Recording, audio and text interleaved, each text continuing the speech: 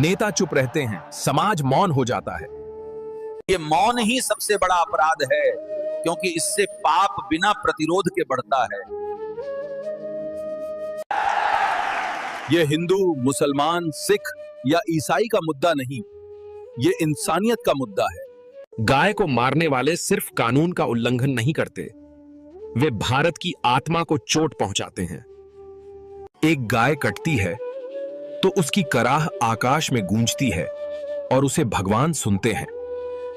भक्तों, आज समय है अपनी अंतरात्मा से पूछने का, क्या मैं गौ सेवा में संलग्न हूं या मौन अपराधी हूं? आज आवश्यकता है सच्चे रक्षण की यार, जो केवल शब्दों से नहीं, कर्म से सिद्ध हो।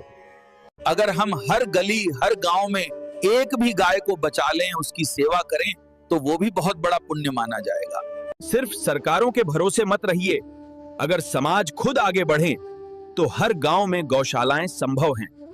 अगर कोई डॉक्टर झूठा मेडिकल सर्टिफिकेट देता है तो उस पर सख्त और पारदर्शी कार्रवाई तुरंत होनी चाहिए। जो व्यवस्था शोषण को बढ़ाती है, उसे बदलना हमारा धर्म है, क्योंकि चुप रहना भी एक तरह का समर्थन है। भक्तों, याद रखो, गौ सेवा सिर्फ पूजा नहीं, ये राष्ट्र सेवा है जो देश के भविष्य और गाय केवल किसान से नहीं, हमारी परंपरा, संस्कृति और भारत की आत्मा से गहराई से जुड़ी हुई है। समय भले बदल गया हो, पर गाय का स्थान कभी नहीं बदला आसक। वो आज भी उतनी ही पूज्य और जरूरी है। जो व्यक्ति गौमाता को त्याग देता है, प्रकृति और भगवान भी धीरे धीरे उसे अपने से दूर कर देते हैं। गौ रक्षा कोई व्रत या पर्व का विषय नहीं है, यह एक दैनिक साधना होनी चाहिए, हर दिन का संकल्प। अगर हर भक्त एक गाय की जिम्मेदारी ले ले, तो भारत में कोई भी गौमाता भूखी नहीं रहेगी। सरकारों का काम सिर्फ नीति बनाना नहीं है, उन्हें उसका सही पालन भी सुनिश्चित करना चाहिए, बिना भेदभाव के।